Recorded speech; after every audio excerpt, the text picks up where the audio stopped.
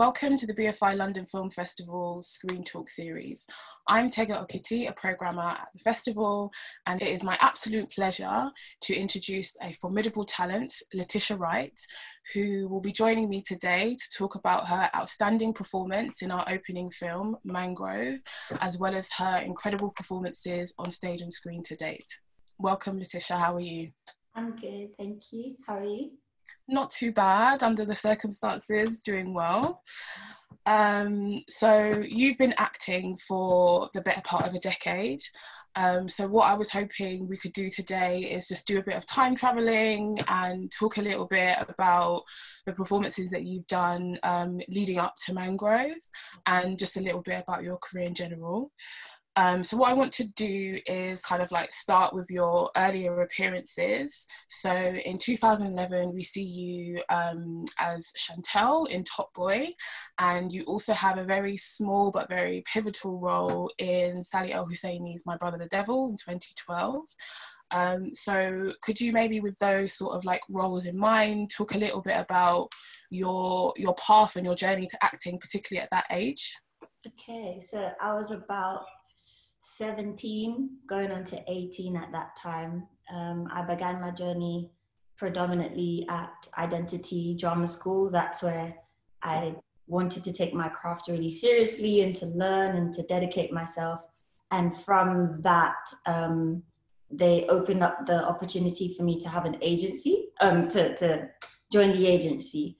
And something that I really was proud of and wanted to be a part of. And then slowly but surely those auditions would come in. So with the Top Boy audition, that we, as friends, you know, in the industry, we all knew about an open casting. So having gone to the open casting, nothing really came back from it. But then I think super last minute, they were changing some things in the cast, and then they called to audition me again, and that's how I booked that role. And then that led on for me to connect with the role in My Brother the Devil. So it was really at that time just starting my journey, taking everything I had learned from Identity to these jobs, and just starting in the world of like learning what it means to be on set, you know, to work 12-hour shoots, and you know, just to have that lifestyle of what it means to be a professional actor. That's pretty much how it started for me. What was it that sort of led you to the decision to act as a young person before you kind of like get to Identity, get on set? So for me, it started in primary school. I was just trying to find out what it was I liked. I was getting a lot of my influences from movies. So I would watch like, I don't know, like Mike with Little Bow Wow. I was like, I'm going to be a basketball player. Or I'd watch like a track and field film, and then I was like, I want to do athletics.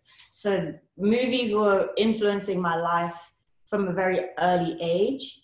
And then this teacher, for me, which was a prominent moment in my life, this teacher was like, you should come to after school classes because you have all this energy, and you should come to drama classes after school. And then she said her friend would be coming in to teach the children about Black History Month.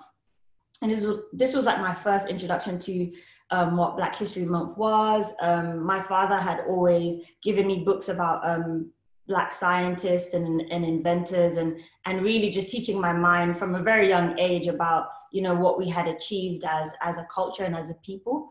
But this for me was a prominent moment for myself in terms of acting, because the teacher came in and he was like, we're doing this story about Rosa Parks, and I didn't really know much about her. So I went home, I researched it I was about 12 at the time, I think. I still have, he sent me the other day some images of myself performing this play. I was so little and tiny in this blue Risley Avenue jumper, the school I went to in Tottenham, and acting out this part. So that moment for me was like, I really want to do this. And then I think the second pivotal moment was I spent a lot of time by myself in the summers. I didn't make a lot of friends. So I would spend time watching movies. I would spend time you know, cheekily, which was very naughty of me, downloading movies and watching them. And I got this inspiration from movies from all over the world, and Kiki Palmer and Angela Bassett and all of these prominent actresses who really inspired me. So I spent a whole summer in my early teen years just watching movies, and that's when it kind of made me feel like I really want to use storytelling to say something. That's really great. And you know what's also really interesting about that is that technically this isn't your performance in Mangrove isn't the first time that you've played like a historical figure. So you've played Rosa Parks. Yeah.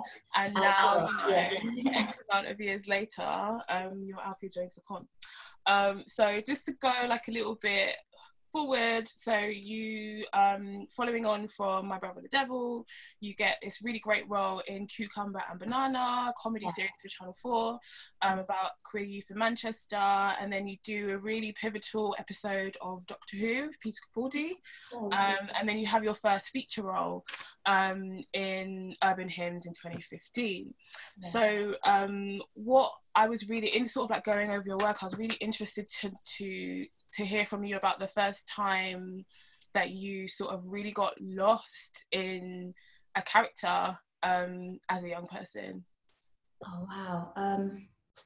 I think from a very young age, I just always made it just that desire to get lost in all my characters. I really started that at a very young age, from even Top Boy and My Brother the Devil, just really just getting into it. I think where it became even, stronger for me was, taking on that role in Urban Hymn with Michael Caton Jones being my director. He had introduced Leonardo DiCaprio in a way that we didn't see him before. And he kind of changed his mindset on what filmmaking is about. And he kind of did the same for me. Certainly he did the same for me. He allowed me to see myself in a leading role and be able to believe in myself that I could lead a film, and I could take on all of the attributes of this character and really be a vessel for it. So Urban Hymn was definitely that starting point for me in taking on characters of weight and like substance, and just really following through from beginning, middle, end, and having that character arc. And that really taught me a lot. So that was the first for me, because I had played supporting roles. So, for constantly playing supporting roles and a few leading roles there, here and there, I wasn't really getting the chance to really get my teeth stuck into something. And Urban Hymn allowed me to do that. So yeah, that was the first time for that. Great. So you would say like that was the moment in your career or the moment in your work where, because I think everybody has that sort of moment where like, oh no, this is actually like really real, or like I have something here. Yeah, definitely. It made me aspire to much more. Definitely. It's really great. So you mentioned identity a little bit earlier, and I wanted to talk a little bit more about your time there. For people who don't know, Identity is one of the UK's leading drama schools who really set pace in terms of like nurturing diverse talent in London, across the UK. And you were classmates and some of the alumni at Identity, John Boyega, Malachi Kirby, who you share screen time with in Mangrove, and like Damson Idris. So what I really wanted to know is, what was the training like there for you at Identity? For me personally, it was amazing. Back then, we didn't have Star Wars, and we didn't have Black Panther, we didn't have Snowfalls, we didn't have Roots. We had Hobie City and The Bill, and that really inspired us so much. And it was just about the craft. It still is, but back then it was such a, because the school hadn't grown the way it has now. There was such an intimacy between all of us.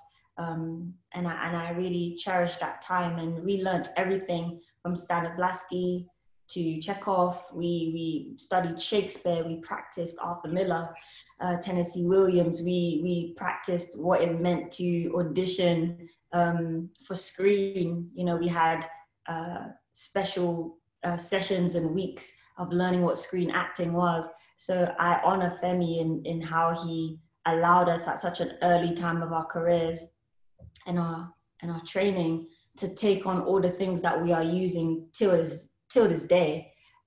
So it was a beautiful time at Identity, one that I miss and cherish so much. Wow, that sounds incredible. Who were you actually like classmates with? Definitely. Sorry. No, like, were you with, was it all three, or was it Damson, John? It was at different times. I think we all had different, we connected all at different seasons and different times. John was definitely in my class. Malachi was in my class. Sometimes it would be a different group or all together. It varied, but we all knew and loved each other's work. And John pretty much inspired us in a way that we didn't know would happen, you know, so quickly. He kind of came on board in terms of Identity, and he just thought bigger and better, and he kind of pushed all of our mindsets to believe that we can book a Star Wars or an Attack the Block or John Cart's, whatever he was doing. He really inspired us. And then the same for Malachi, the way he inspired us with his prominent roles in theatre, and then transferring that into film and TV. We were so inspired by them. So we all became close and one kind of connection throughout the years. Mm-hmm. And are you guys still sort of able to like continue that relationship now? Yeah, definitely. It's a lot of online chats and FaceTimes, because everyone's in different parts of the world. I spent a good amount of time prior to everything kind of catapulting for myself and Damson. We spent so much time doing tapes, audition tapes, or after audition tapes back to back, sending them through in those days where, you know, we're just trying to get our foot through the door in terms of America. So now that everybody's flying all over the world or busy with family, we try to connect on social media and FaceTime and all of that. Need to get a WhatsApp group going. There's all everybody. That would be a very, very, very funny WhatsApp group. It's going to be hilarious. I'm sure it will be, because like John is someone who's like really active on socials as well. So yeah. So I want to move forward a little bit and talk about this really great like breakthrough moment for you with the episode you did in Black Mirror, and then also more like really interesting science fiction roles as well. You played a teenager imitating a robot in Humans. So yeah, and for me, like in revisiting Black Mirror, especially in this like political moment, it's another really like pivotal episode in that season that brings all of the sort of themes that Charlie Brooker is trying to cover, but it also really leaves these like lasting impressions about the reality of Black life, essentially, and the destruction that the criminal justice system causes to families and like individuals, and the aspects of sort of exploitation that Black people experience in culture by culture, and the lack of sensitivity to suffering as well. So I wanted to talk to you about what attracted you to that role when they reached out to you. Definitely working with Charlie Brooker. His mind is one of a kind. It came about at a time where I was literally finishing off filming for Black Panther, and I didn't know if I could be able to fit it in, but I grabbed Daniel, who I call the OG of Black Mirror, and I was just like, bro, please. Pardon? Who's the first? Exactly. Yes. So I grabbed him and I asked him to help me. And I loved the story. I was moved by the story because it was also so unpredictable, and also like the underlying themes that Charlie Brooker was addressing was really, really interesting to me. And I just felt like it had something to say, and it had something to say in a unique way that would keep the audience entertained, but also land an important message. And when you were putting Nisha's character together, was there any sort of like particular, or how much range did you have firstly in terms of like constructing her character, and like were there particular sort of like themes or topics that you really wanted to emphasize in constructing her? Yeah, so Charlie was really lovely in terms of like allowing me to change some of the wordings of the script. He noticed that I would change certain things in the reading, and then he came up to me just like, whatever you want to change, as long as it's like in theme of what we're saying, he's like, that's fine, that's cool, whatever feels more comfortable for you to feel more attached to this character. And for me in particular, I wanted to focus on what it means to experience a family member go through the criminal justice system, knowing that they're innocent, and then they lose aspects and opportunities in their lives due to other people's negligence. What inspired me to it as well is because a similar situation happened to my mother's brother in Guyana. He was accused of something that he didn't do, and it was this huge pain for my mom and her sisters to go through, and knowing and then kind of like a huge thing that you have to carry, a burden that you have to carry, and this embarrassment that you have to carry, not knowing if your brother's innocent or not of this crime. And then when he was released, and they did say, you know, he was acquitted, basically saying like he didn't do the crime. Shortly after that, when he started his family and kind of tried to pick up his life, he died in a car accident. So when I saw the script, I just thought, this is so close to home in terms of, you know, my mom. I remember the day that my uncle died, my mom was like, he just started his life again. He just got free from this accusation and this kind of like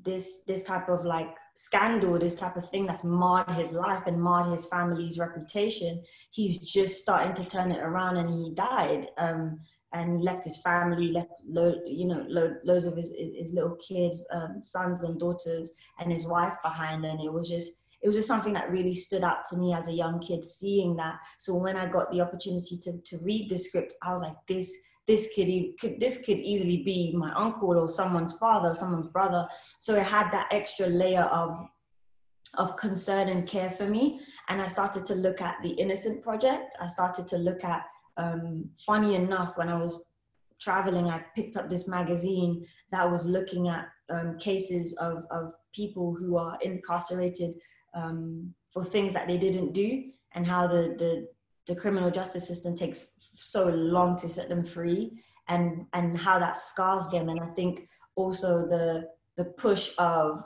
when they see us, kind of like combined with all of that, you know, in the following years, kind of just made me reflect and see that this is something that I really enjoyed doing, and it was purposeful and meaningful for me. So yeah, that was the aspect of the character that I felt was important, and what it meant to get revenge in a scientific technology way. Yeah, no, it's pretty techie, but I really wasn't.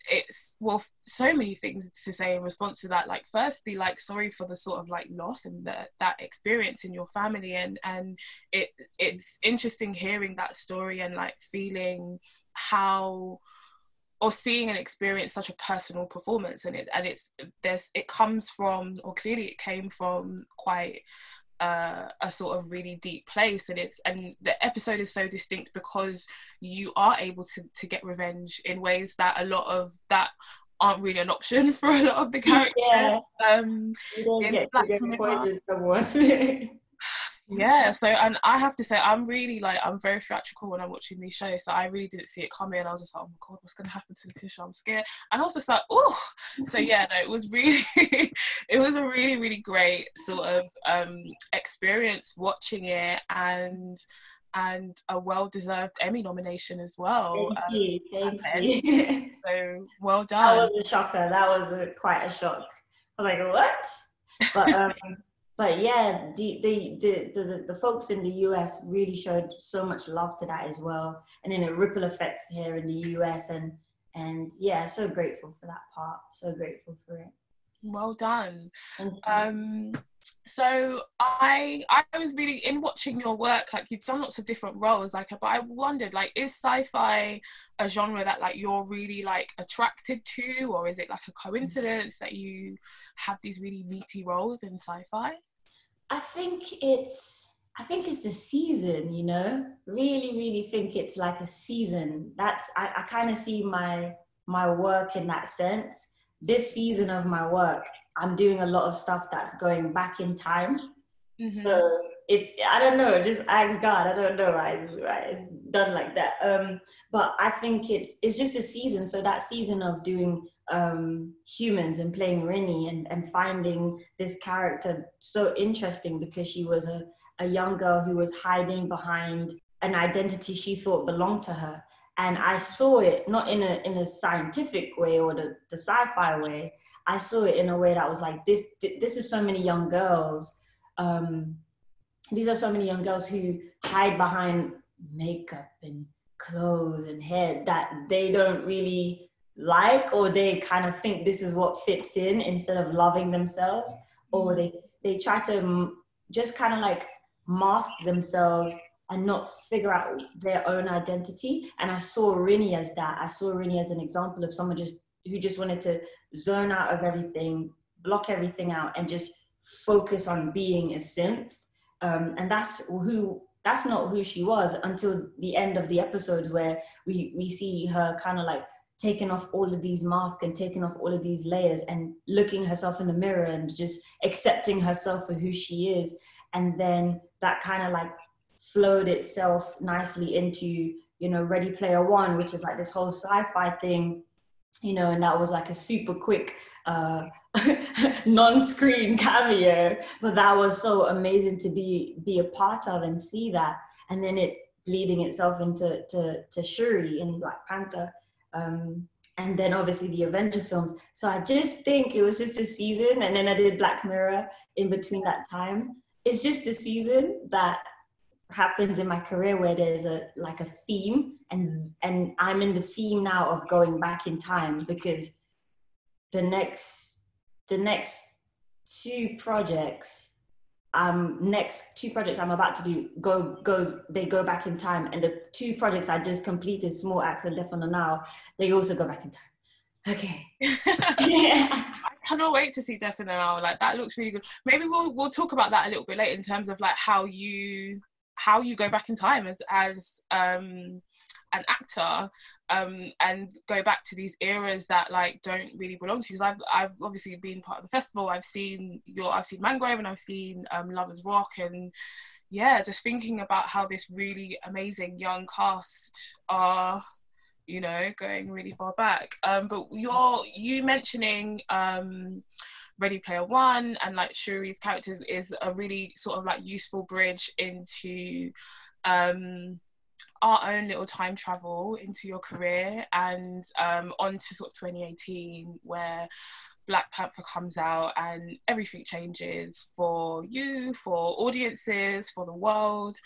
And what was that experience like for you in terms of transitioning to Hollywood and a Hollywood way of working? It was a good transition based on all the work I had been able to do back in the UK. So it allowed me to just have a mindset of just approaching everything equally. I never saw one bigger than the other. I just always said, this is my job. I'm to be a vessel, and I'll try to be the best person to tell this story and to be a vessel for this character. So when that transition came and that opportunity came, I tried to approach it the same way that I do with everything. And obviously the magnitude of it all, you know, exploded, and just going with it, being very prayerful during that time, keeping myself focused, and I have the same friends that I did prior to the movies blowing up, and I still have the same circle of people, and just checking in with myself. that transition period was just always checking in with myself and reminding myself of what's important and what matters, and just dedicating myself to the work. So the transition was a beautiful one. Sometimes a little bit difficult because other people changed and they kind of projected their expectations onto me. And I was trying to learn that and trying to understand that as a young person, and just also letting things go very easily, not allowing things to get to me, because life is precious and you don't know what happens tomorrow. So yeah, it was a good transition. Well, that's good. It sounds like you have a very good like support network around you, in a sense of coming through identity and having these sort of like classmates who become colleagues, and your ability to, you know, call up Daniel Kaluuya and yes, talk, yes. you know, and get sort of advice. And I think that in discussions we have about limited opportunities, we forget that there's a real community and like a real network of actors who are sort of working together and supporting each other. So do you kind of like feel part of that community, or a community in that sense? Yeah, definitely. You mentioned a beautiful brother of mine, Daniel Kaluuya.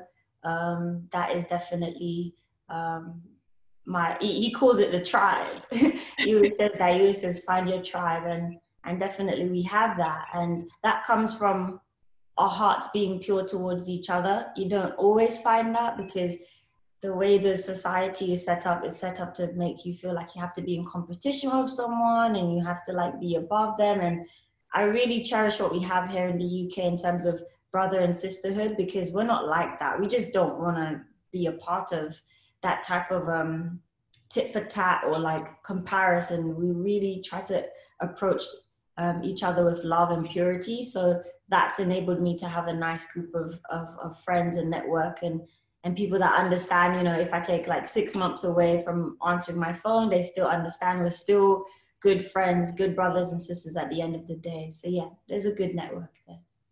That is so good. You always want a friend who's not going to take that personal, because I am rubbish at texting back. So I want to talk a little bit about Shuri, and what I really like loved about her character and like revisiting the film is that she's this icon. Like, she's a scientist, she's a princess, she's like a comedian, and a lot of actors talk about in sort of putting characters together, they put aspects of themselves like into the roles that they play. So was there anything of yourself that you put into Shuri? Definitely her playfulness. I try to have fun in life, I guess, in terms of just being loved and liked. And I remember when I auditioned,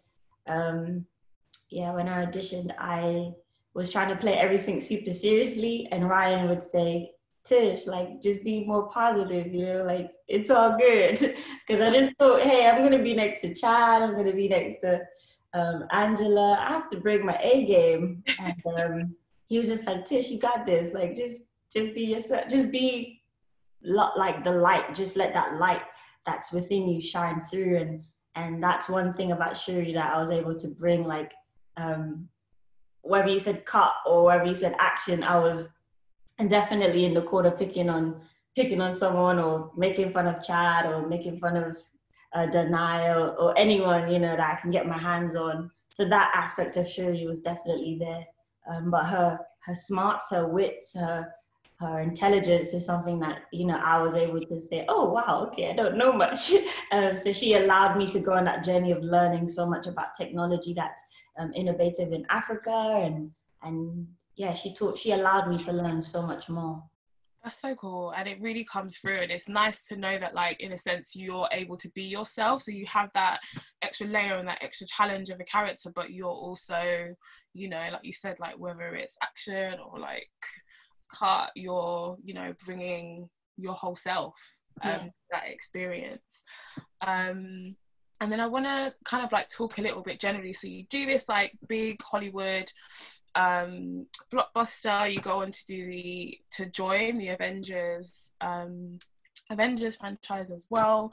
But immediately after Black Panther, you do some theatre. So you were in the Convert, and I actually saw you. I remember I came to see it. It was like Christmas, and I was like rushing around. I was like turkey, cranberry, and I just was like, you know, very busy. And I came to the theatre, and I was just so blown away, so blown away by the force of that performance.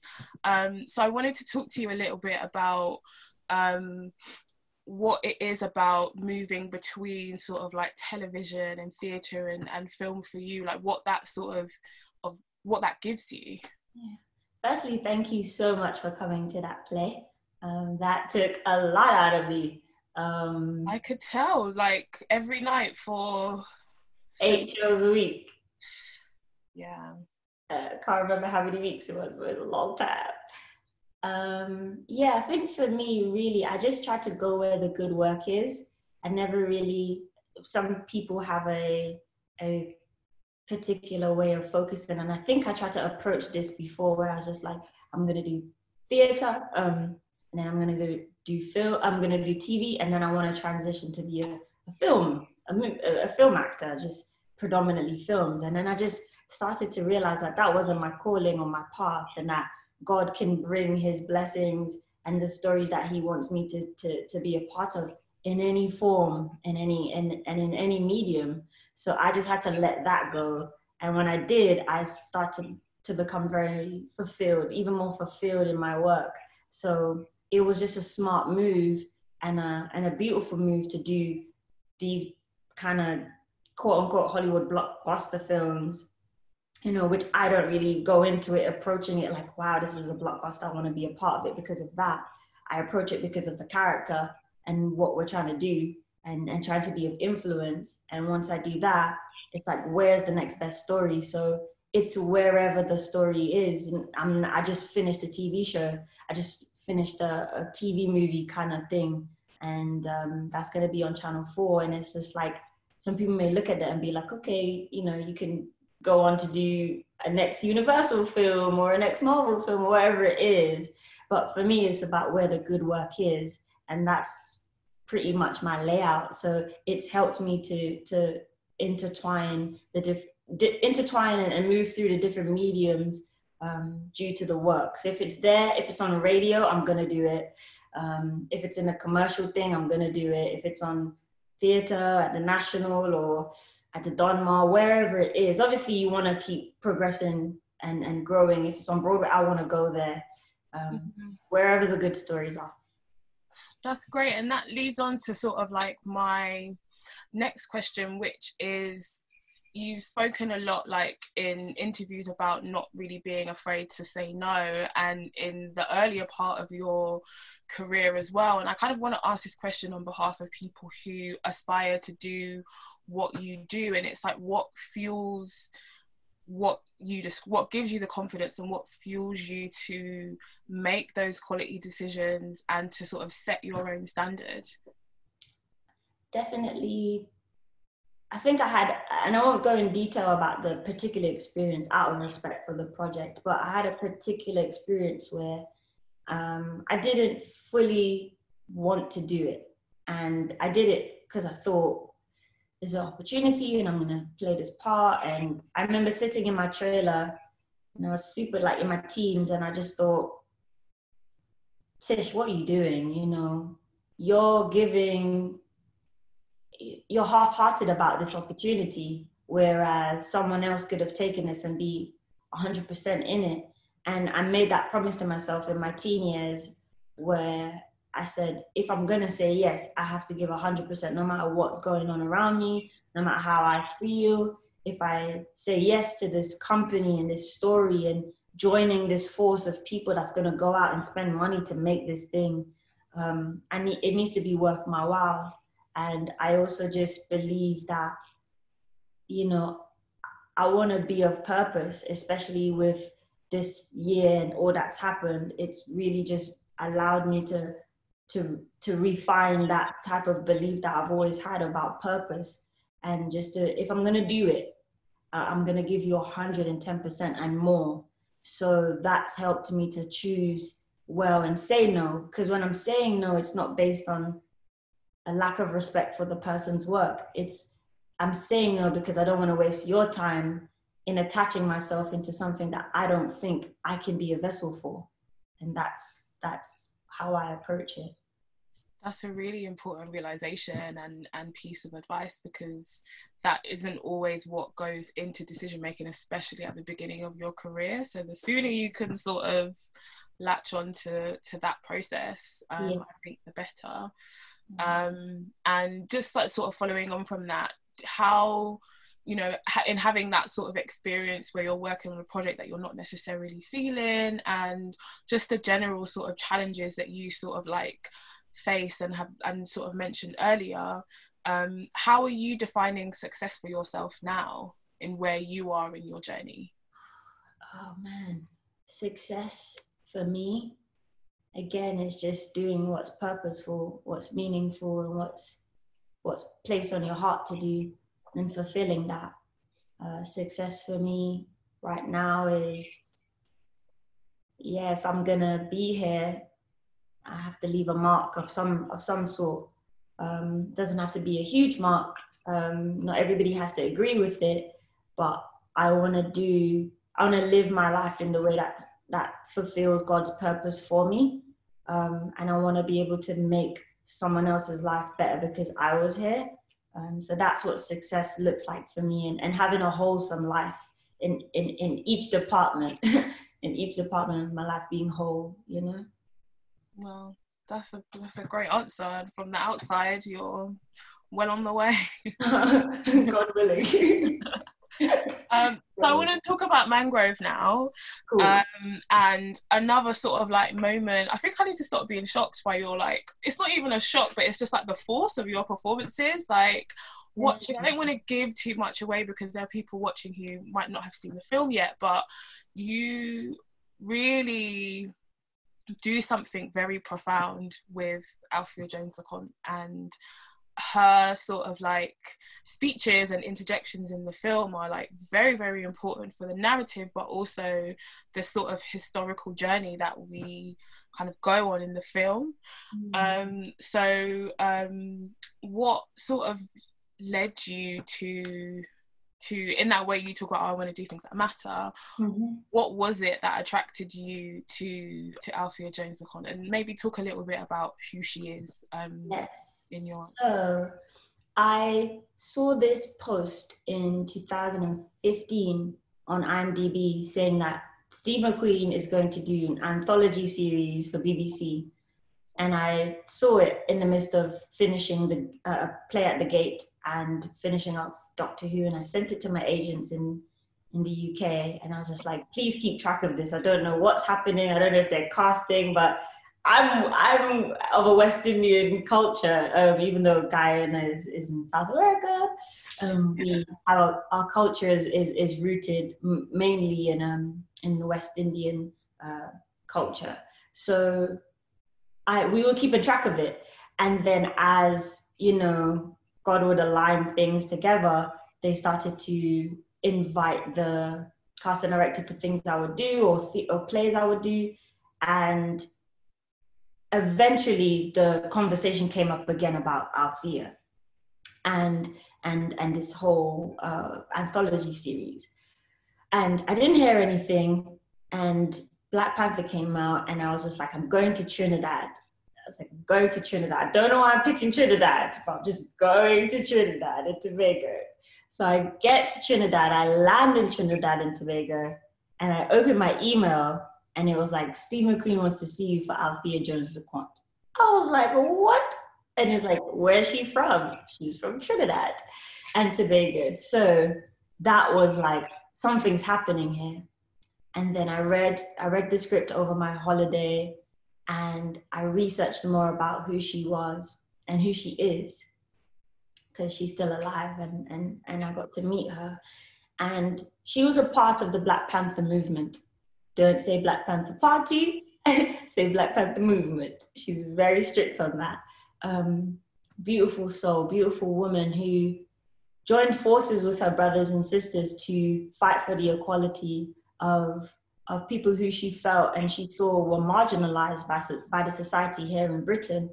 And she came to the UK, you know, this quote unquote motherland of opportunities, and she studied biochemistry.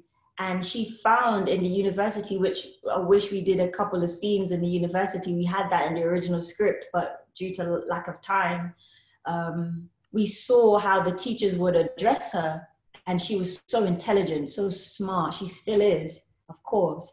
But they would try to challenge her way of thinking and try to tell her that, you know, she came from monkeys or whatever it was, or just underlined racism within the university.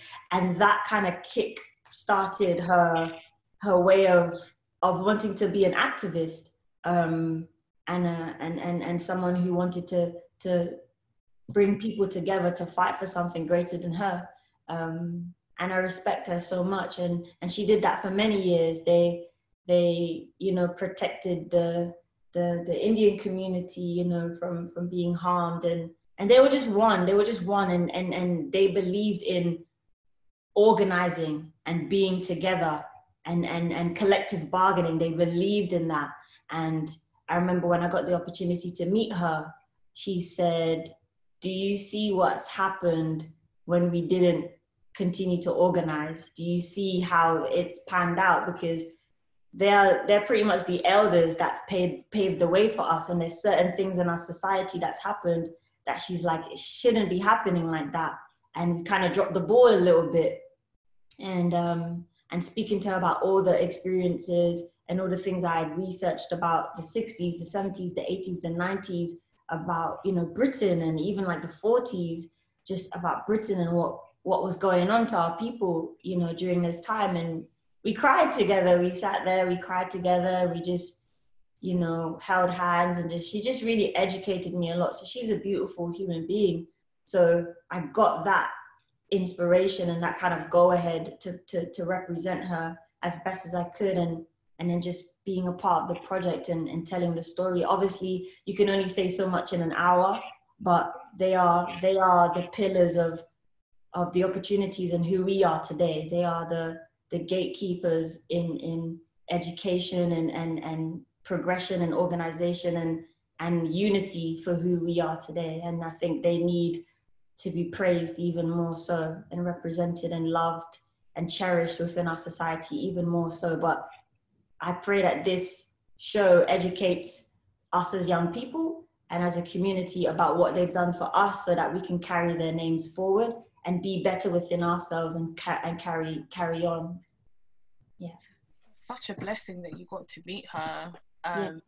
And it's quite difficult, I think, to hear that sort of like disappointment in elders about where things have gone. So to be able to sort of like have this film and to do the work that you're doing is very important.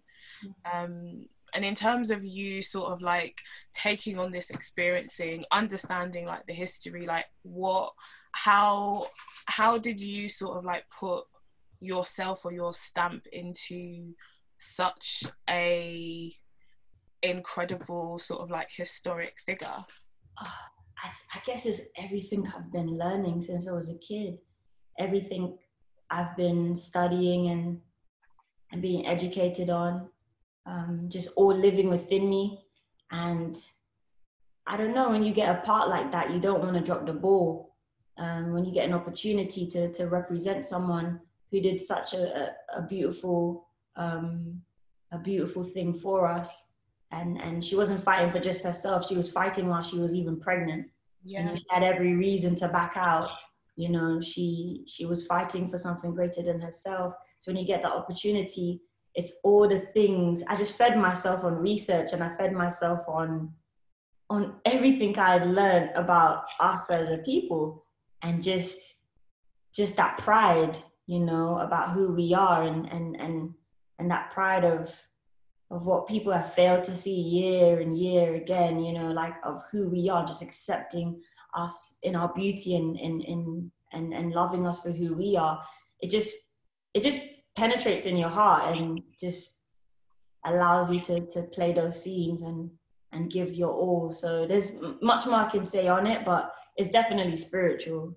It's definitely not an easy thing to you can't just pick up those words and it was days and nights of like practicing those words and watching her interviews and watching research and learning about the new crossfires and learning about, you know, things that happened in Brixton and learning about, you know, our ancestors back home in Trinidad and Guyana and Jamaica, and then, you know, going all the way back to our ancestors in the motherland of Africa.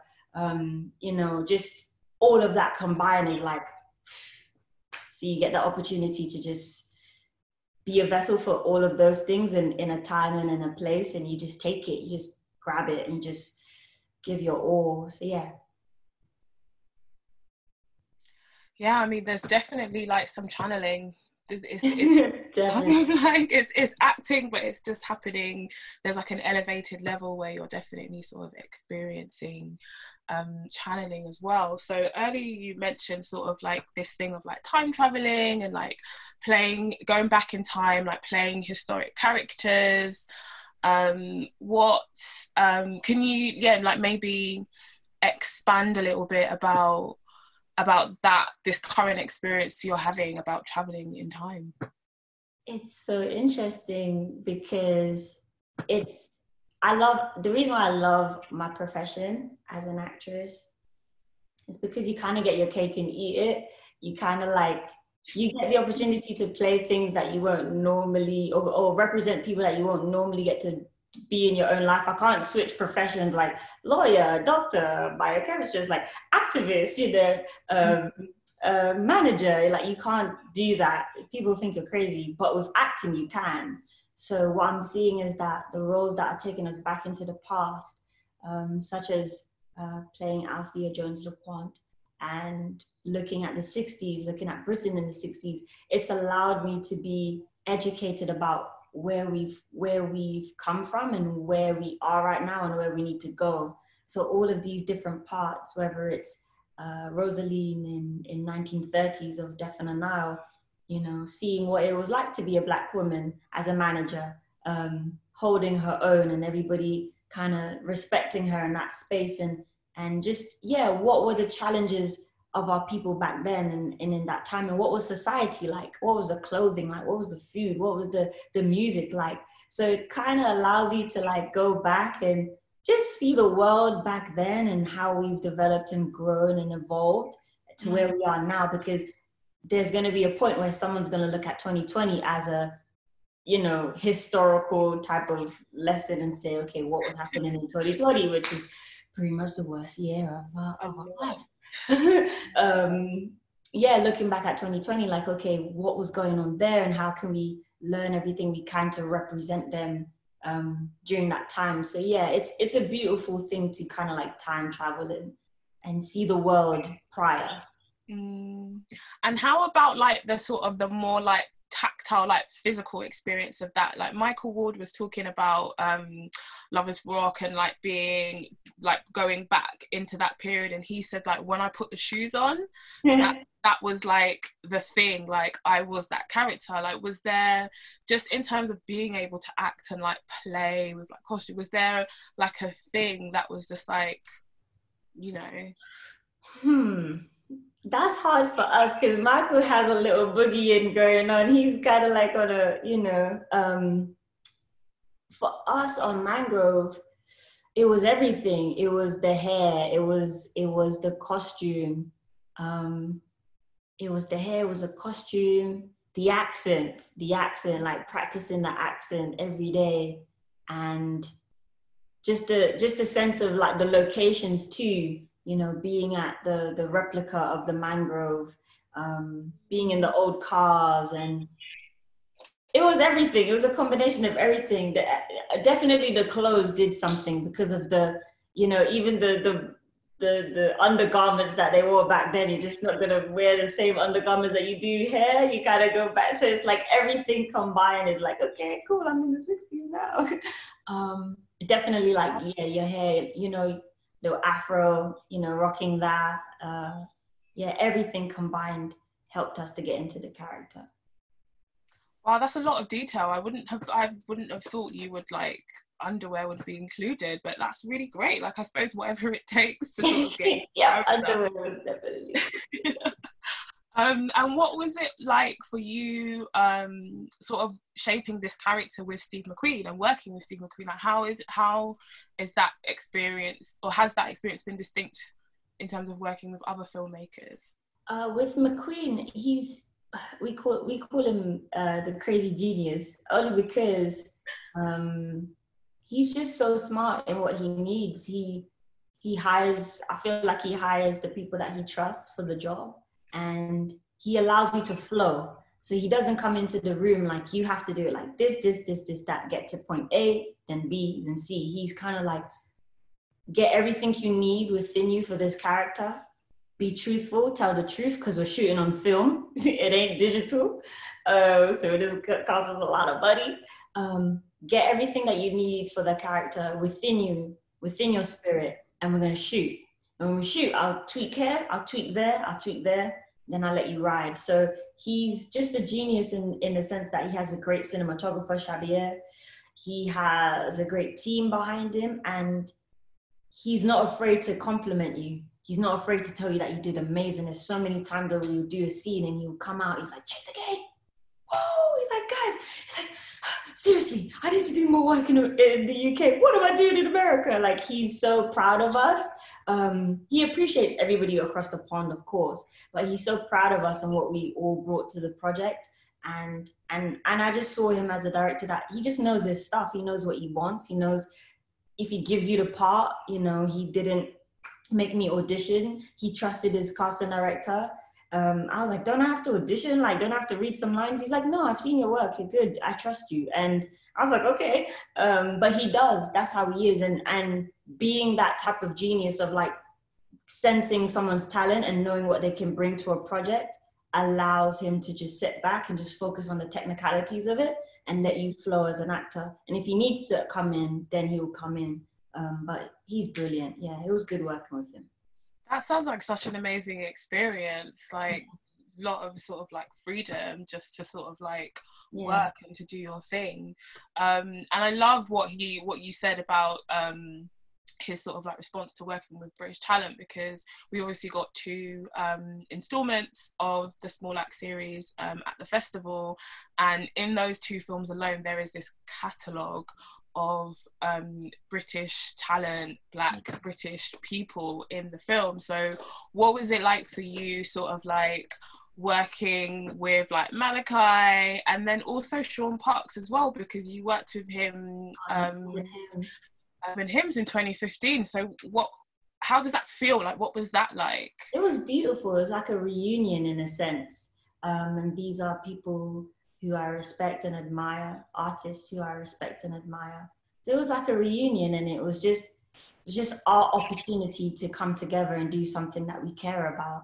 So just praying for many more of those opportunities to come, you know? It was beautiful. Incredible. This is my last question, and you can kind of like take it how you like, but what is the sort of like proudest moment in your sort of like career, like up to this point?